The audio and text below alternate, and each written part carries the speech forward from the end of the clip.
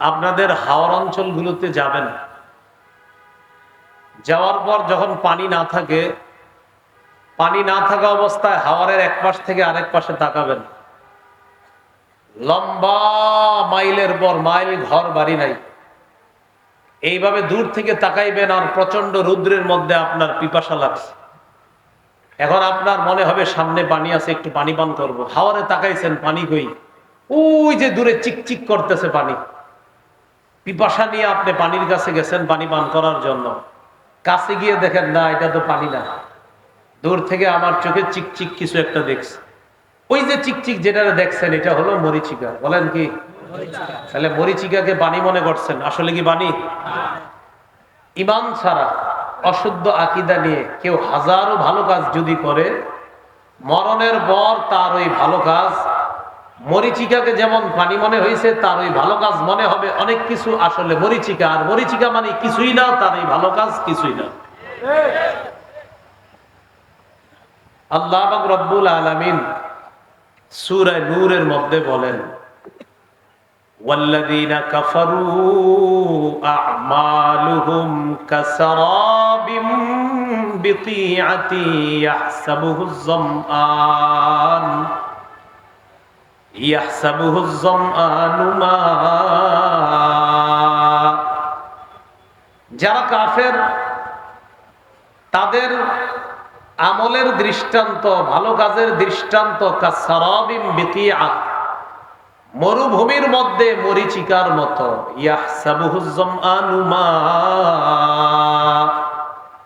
যেই মরিচিকাকে পিপাসার্ত ব্যক্তি পানি মনে করে, হাত্তা ইযা জাআহু লাম ইয়াজিদহু শাইআ, মরিচিকাকে পানি মনে করে পিপাসার্ত ব্যক্তি যখন দৌড়ায় পানির কাছে যায়, যাওয়ার পর আর কিছুই পায় না। তাহলে ঈমান ছাড়া অশুদ্ধ আকীদা নিয়ে হাজারো ভালো কাজ করলে মনে হবে আমি যা করেছি, আপনি বলে দিবেন আপনি মরিচিকা করছেন। বলবে মানে, বলবেন আপনি কিছুই করেন নাই। ওই মরুভূমিতে তাকান, হাওরে তাকান, দেখছেন চিকচিক করে? হ্যাঁ, ওই চিকচিক যেমন পানি না, আপনার হাজারো ভালো কাজ না, কারণ আপনার তো ঈমান নাই।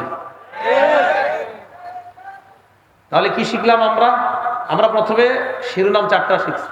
প্রথম শিরোনামটা অশুদ্ধ আকীদা, কাজ করা মরুভূমির মধ্যে মরিচিকাকে পানি মনে করার মতো। এবার আরেকটা উদাহরণ শিখি আমরা। বলেন, অশুদ্ধ আকীদা নিয়ে ভালো কাজ করা, ঈমান ছাড়া ভালো কাজ করা, প্রচন্ড ঝড়ের দিনে, প্রবল বাতাসে ছাইয়ের মতো। কিসের মতো? ঈমান ছাড়া ভালো কাজ প্রচন্ড ঝড়ের দিনে, প্রবল বাতাসে ছাইয়ের মতো। এখন আপনারা বলেন তো, এই মাঠের মধ্যে আমরা যদি কিশোরগঞ্জের সমস্ত ছাইগুলা এখানে জমা করি, প্রচন্ড ঝড় আবার প্রবল বাতাস, ছাইগুলা থাকবে? কি হবে? ঈমান ছাড়া ভালো কাজ প্রচন্ড ঝড়ের দিনে প্রবল বাতাসে ছাই রাখলে যেমন ছাই থাকে না, ঈমান ছাড়া হাজারো ভালো কাজ করলে এই ভালো কাজ থাকে না। সূরা ইব্রাহিমের 18 নম্বর আয়াতে আল্লাহ বলেন, মাথালুল লাযীনা কাফারু বিরাব্বিহিম আ'মালুহুম কারামাদিন ইশতাদ্দাত বিহির রিহু ফি ইয়াউমিন আসিফ। মাথালুল লাযীনা কাফারু বিরাব্বিহিম আ'মালুহুম কারামাদ,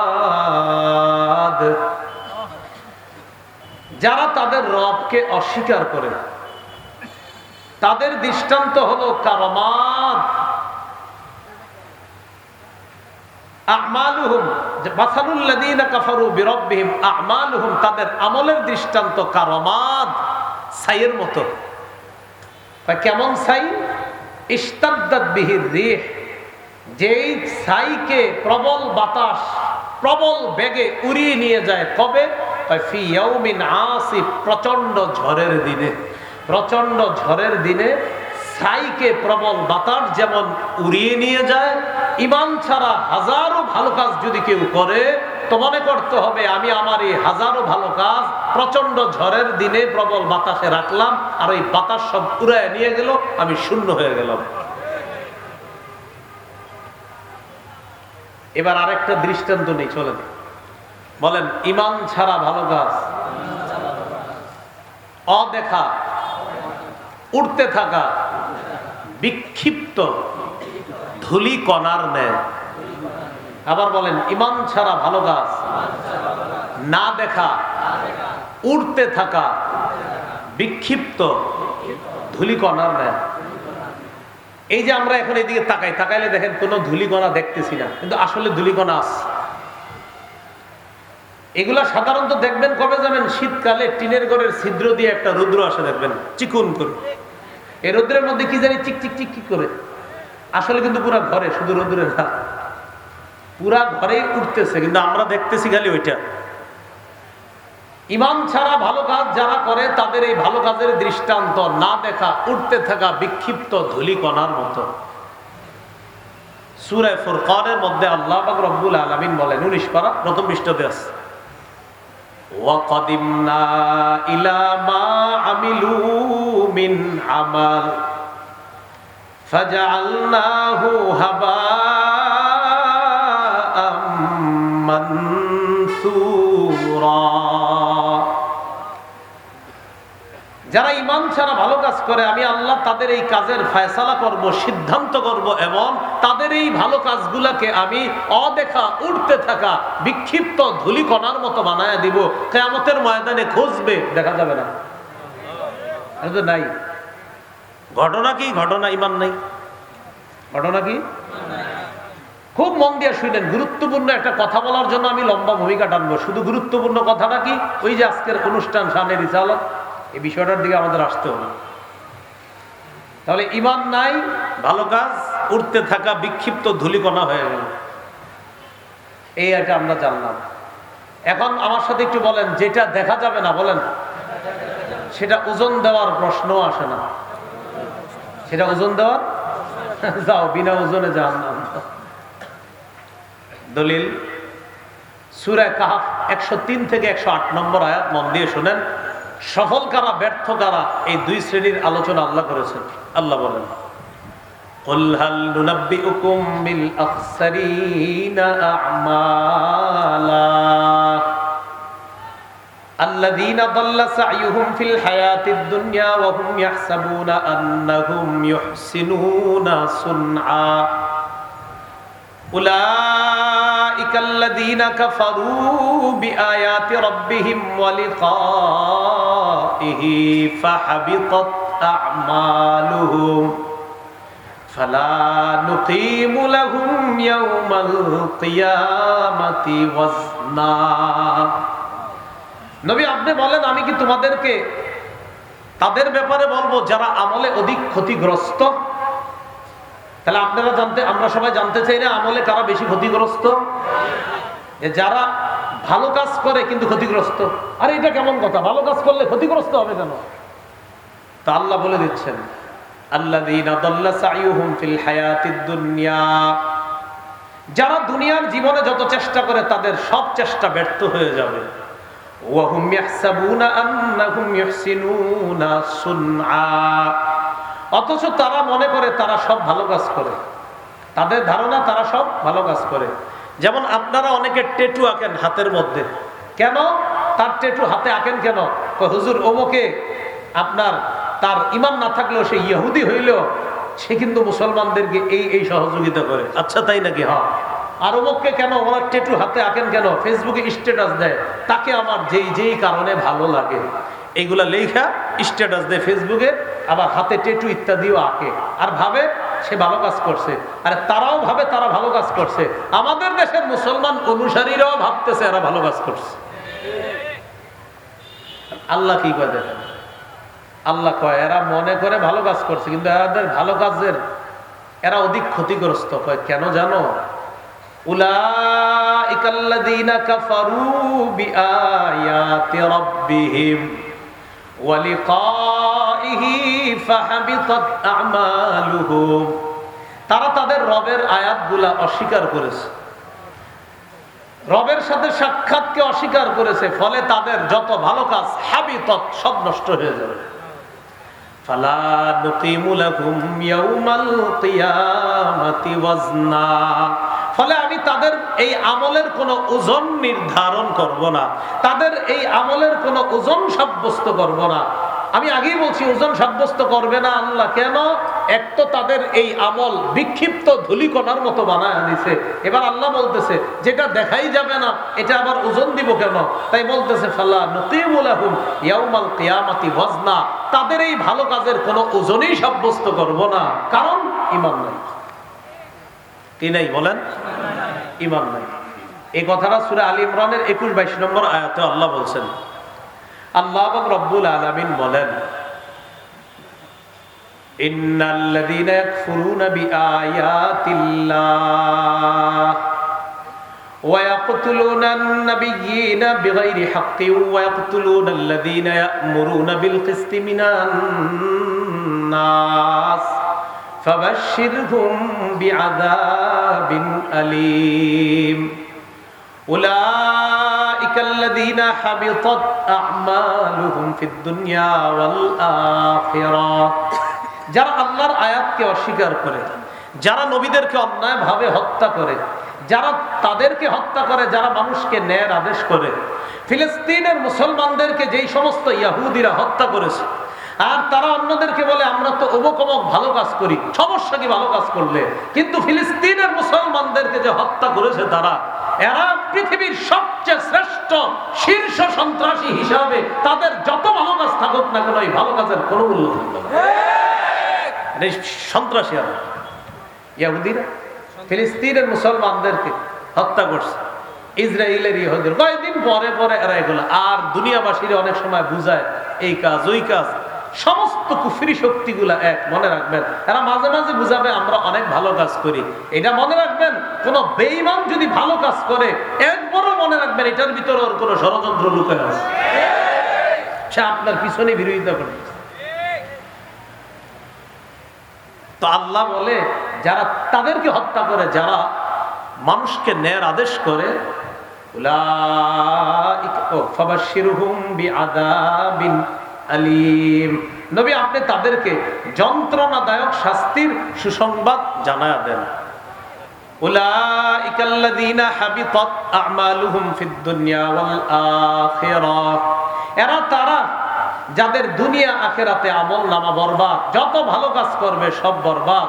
এই জন্য ভাই, আপনারা না অনেক সময় ফেসবুকে অনেককে নিয়ে স্ট্যাটাস দেন, স্ট্যাটাস দেওয়ার আগে একটু ভাববেন যে এই লোকটা যে মুসলমানদের রক্ত চষে সারা জীবন, আর হ্যাঁ একটা ভালো কাজ করলে এর ব্যাপারে লেখালেখি শুরু করেন, আহা এই লোকের তো ভালো গুণেরও কোনো শেষ নাই, কিন্তু এই লোকের ঈমান নাই। আর মনে রাখবেন, কোনো বেঈমান যদি কখনো ভালো কাজ দিয়ে আপনার সামনে ভালো সাজতে চায়, এরপরেও বুঝবেন ও মুনাফিক মার্কা রূপ ধরে আবার আপনার ক্ষতি করবে। তাহলে আমরা মৌলিক কয়টা আকীদা শিখছি? 4টা। 1 নাম্বার অশুদ্ধ আকীদা। এই অশুদ্ধ আকীদার মধ্যে আবার কয়টা উদাহরণ শিখছি? 3টা। মনে আসেনি? ঈমান ছাড়া অশুদ্ধ আকীদা নিয়ে ভালো কাজ মরুভূমির মধ্যে মরিচিকাকে পানি মনে করার মতো।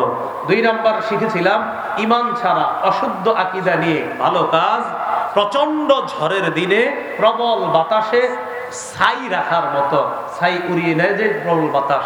3 নাম্বার ঈমান ছাড়া ভালো কাজ না দেখা উড়তে থাকা বিক্ষিপ্ত ধূলিকণার মতো। আর বিক্ষিপ্ত ধূলিকণা যেহেতু দেখাই যাবে না, তাই আল্লাহ বলে ফালা নুকিমু লাহুম ইয়াউমাল কিয়ামাতি ওয়াজনা, আমি তাদের এই আমল ভালো কাজের কোনো ওজনেই সাব্যস্ত করব না। অশুদ্ধ আকীদা থেকে আল্লাহ আমাদেরকে হেফাজত করুন। অনেক মুসলমান আছে, এই মুসলমানদের মধ্যে অনেকে আছে এমন যারা আপনার মনে করে আমার আকীদা তো সবই বিশুদ্ধ। কি মনে করে? আরে বলেন না, কি মনে করে? বিশুদ্ধ। কিন্তু এমন কিছু অশুদ্ধ আকীদা আছে যে অশুদ্ধ আকীদার কারণে তার ঈমান থাকে না।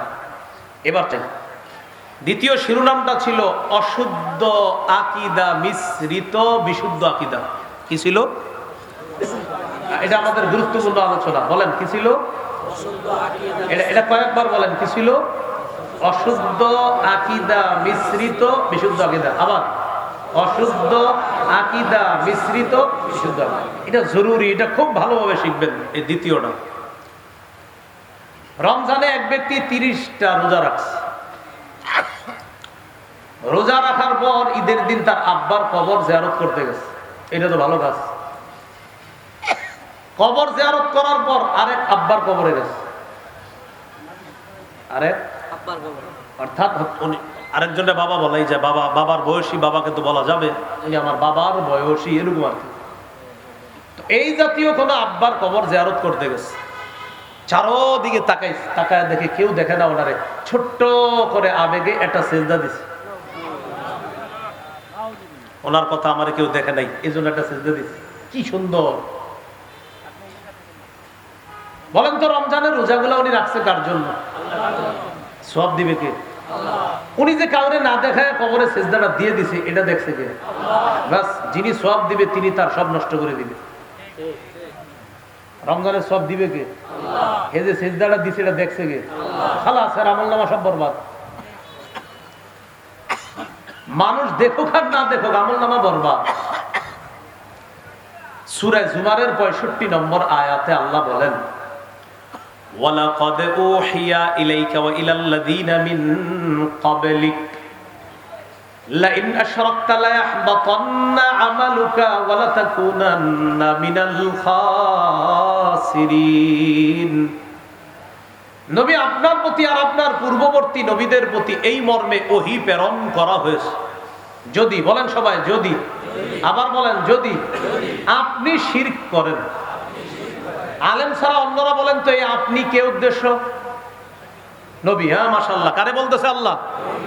যদি আপনি মানে নবী, যদি আপনি শিরক করেন, আপনি যদি শিরক করেন, নবী তো কোনোদিন এটা করবে না। আল্লাহ আমাদেরকে ধমক দিতেছে নবীর মাধ্যমে, নবী আপনি যদি শিরক করেন, লায়াহবাতান্না আমালুক, অবশ্যই অবশ্যই আপনার আমলনামা সব বরবাদ হয়ে যাবে। নবীরে বলতেছে।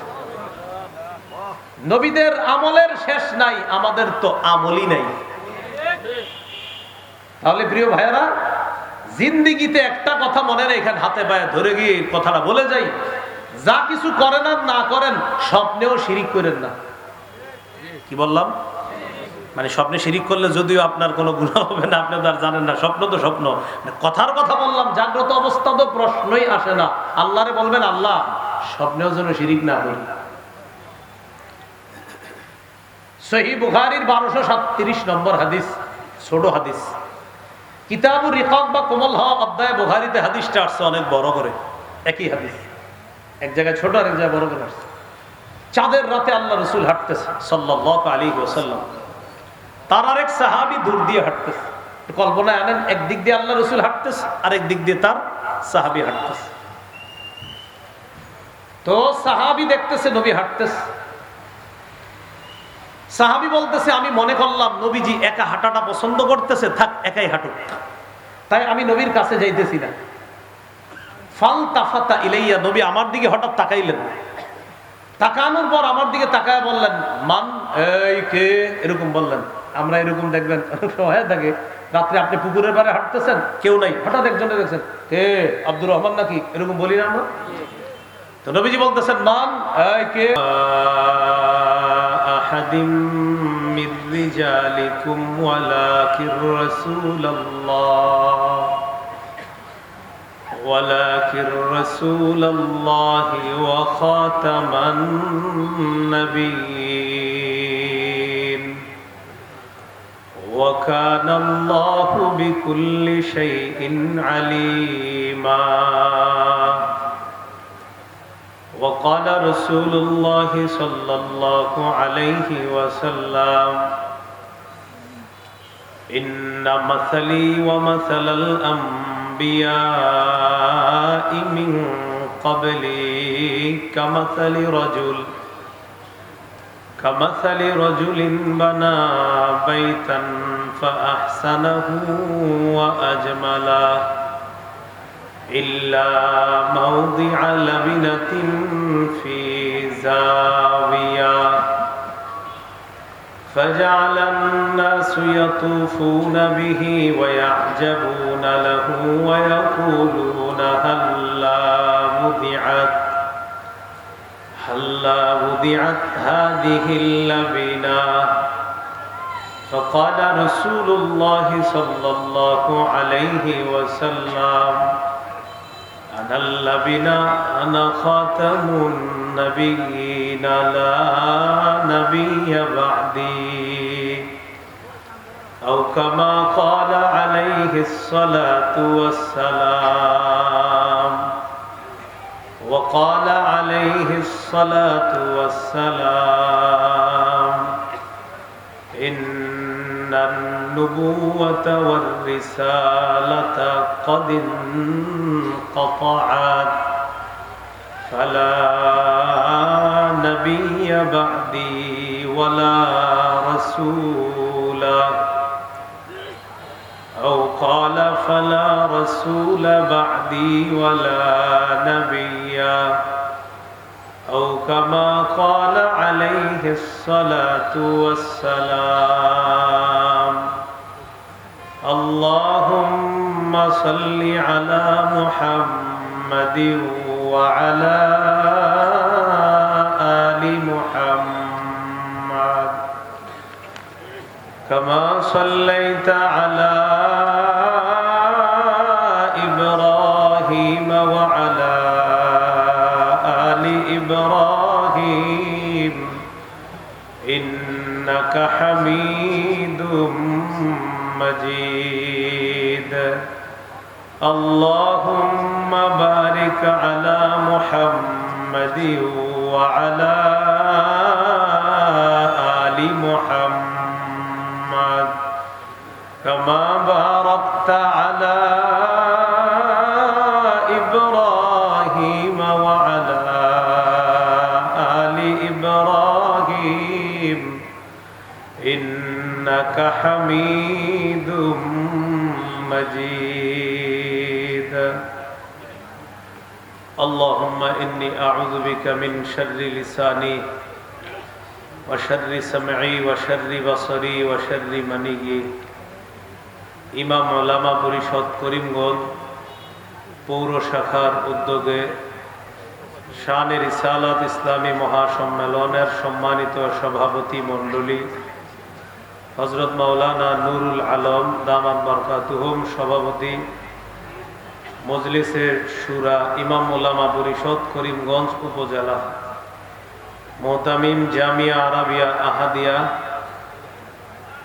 বারুইগ্রাম নান্দাইল ময়মনসিংহ হাফেজ মাওলানা মুবারক হোসেন বুলবুল দামাত বরকাতুহুম সভাপতি ইমাম ওলামা পরিষদ করিমগঞ্জ উপজেলা মাওলানা মুফতি নাসির উদ্দিন দামাত বরকাতুহুমুল আলিয়া সাধারণ সম্পাদক ইমাম ওলামা পরিষদ করিমগঞ্জ উপজেলা প্রধান মেহমান আল্লামা শফিকুর রহমান জালালাবাদী সভাপতি ইমাম ওলামা পরিষদ কিশোরগঞ্জ জেলা গুরুত্বপূর্ণ আলোচনা করেছেন আমাদের দেশের সম্পদ ওলামায়ে কেরামের অত্যন্ত আস্থাভাজন প্রিয় পাত্র মুফতি রেজাউল করিম আবরার দামাত বরকাতুহুম প্রধান মুফতি জামিয়া মাহমুদিয়া যাত্রাবাড়ি ঢাকা আমন্ত্রিত মেহমানবৃন্দ এবং যারা সহযোগিতা করেছেন তারা সহ আজকের মাহফিলের সম্মানিত পরিচালক হাফেজ মাওলানা রুহুল আমিন সাধারণ সম্পাদক ইমাম ওলামা পরিষদ করিমগঞ্জ পৌর শাখা আরজ গুজার মাওলানা রমজান আলী সভাপতি ইমাম ওলামা পরিষদ করিমগঞ্জ পৌর শাখা প্রতিষ্ঠাতা পরিচালক করিমগঞ্জ আদর্শ নুরানী মাদ্রাসা মেহমানবৃন্দ সহ উপস্থিত হযরত উলামায়ে কেরাম মুসলমান ভাইয়েরা আল্লাহ পাক রব্বুল আলামিনের দরবারে শুকরিয়া আদায় করছি আল্লাহ আমাদেরকে এই শানে রিসালাত ইসলামী মহাসম্মেলনে উপস্থিত হওয়ার তৌফিক দান করেছেন বলে আলহামদুলিল্লাহ। রেজাউল করিম আবরার ভাই আকীদা সংক্রান্ত লম্বা আলোচনা করেছেন, গুরুত্বপূর্ণ কথা বলেছেন।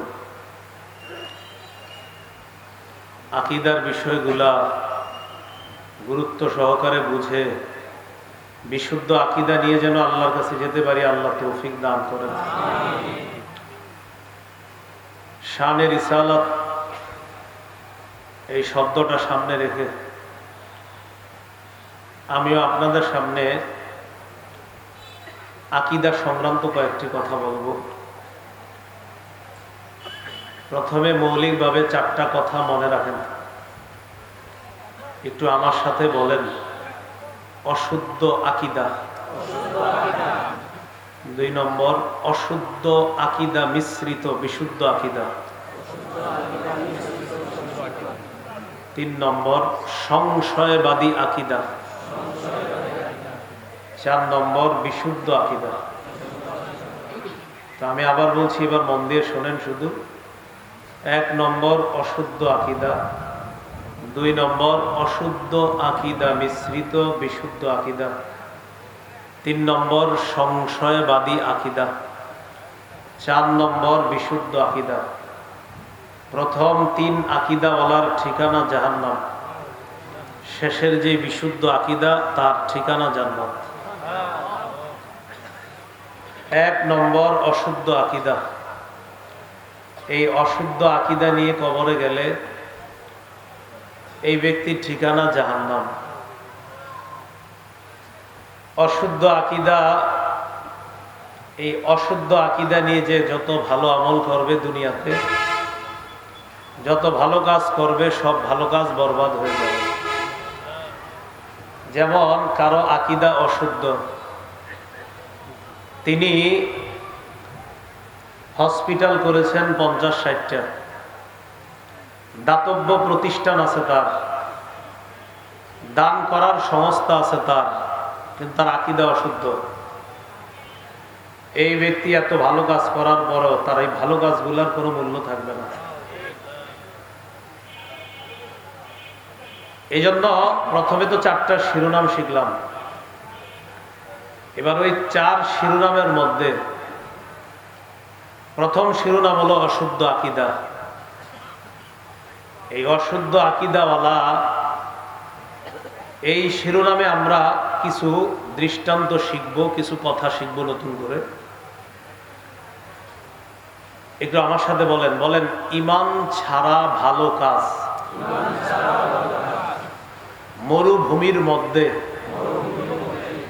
মরীচিকাকে পানি মনে করার মতো। এক ব্যক্তির আকীদা অশুদ্ধ, আকীদা ঠিক নাই, এই ব্যক্তির ভালো কাজ মরুভূমির মধ্যে মরীচিকাকে পানি মনে করার মতো।